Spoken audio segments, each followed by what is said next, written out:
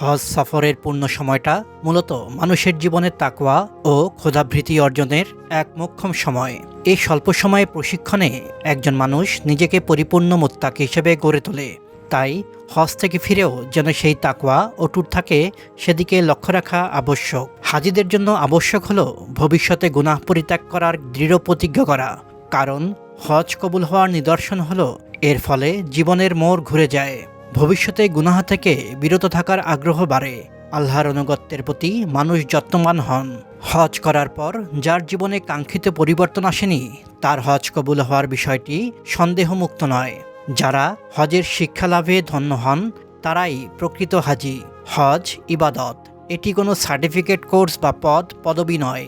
হজ করার পর নিজ থেকেই নামের সঙ্গে হাজি বিশেষণ যোগ করা সমীচীন নয়। হজের পরে হাজিদের কাজে, কর্মে, আমলে, আখলাকে, চিন্তা চেতনায় পরিশুদ্ধি অর্জন করা বা পূর্বাপেক্ষা উন্নতি লাভ করতে হবে। হজ করাই বড় কথা নয়, জীবনব্যাপী হজ ধারণ করাই আসল সার্থকতা। রাসূলুল্লাহ সাল্লাল্লাহু আলাইহি ওয়াসাল্লাম বলেন, হজ ও উমরার জন্য গমনকারীরা আল্লাহ তাআলার বিশেষ মেহমান, তাদের দোয়া কবুল হয়। ইবনে ওমর রাহমাতুল্লাহ আলাইহি থেকে বর্ণিত, রাসূলুল্লাহ সাল্লাল্লাহু আলাইহি ওয়াসাল্লাম ইরশাদ করেছেন, আল্লাহর পথে যোদ্ধা, হজ ও উমরা পালনকারী আল্লাহর অতিথি। আল্লাহ তাদের ডেকেছেন এবং তারা তার ডাকে সাড়া দিয়েছেন, তাই তারা আল্লাহর কাছে প্রার্থনা করলে তিনি তাদের তা প্রতিদান করেন। ইবনে মাজাহ, হাদিস নম্বর 2893। সুতরাং আল্লাহর প্রতি পূর্ণ আনুগত্যের সাথে জীবন পরিচালনা করতে হবে প্রত্যেক হাজিকে।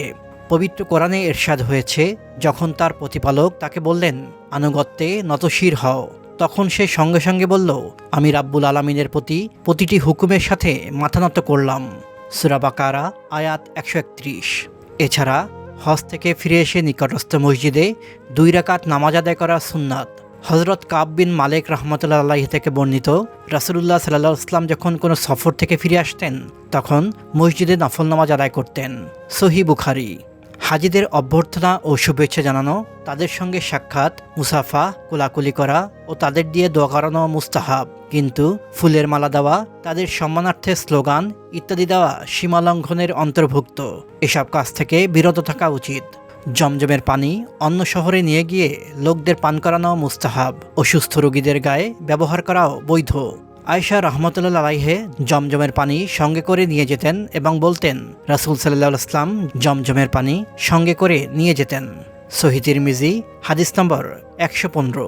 আত্মীয় স্বজন, বন্ধুবান্ধবকে হাদিয়া, তোফা দেওয়া সুন্নত, কিন্তু মনের আগ্রহ ছাড়া শুধু প্রথা পালনের জন্য কোনো কাজ করা শরীয়ত সম্মত নয়। হাজিদের হাদিয়া দেওয়া ও তাদের কাছ থেকে হাদিয়া গ্রহণ করা এখন প্রথায় পরিণত হয়েছে। বর্তমানে এটা নামের জন্য বা চক্ষুলজ্জার কারণে দেওয়া হয়, তাই তা বর্জন করা উচিত। আপনার হজ আল্লাহ কবুল করুন, আমিন।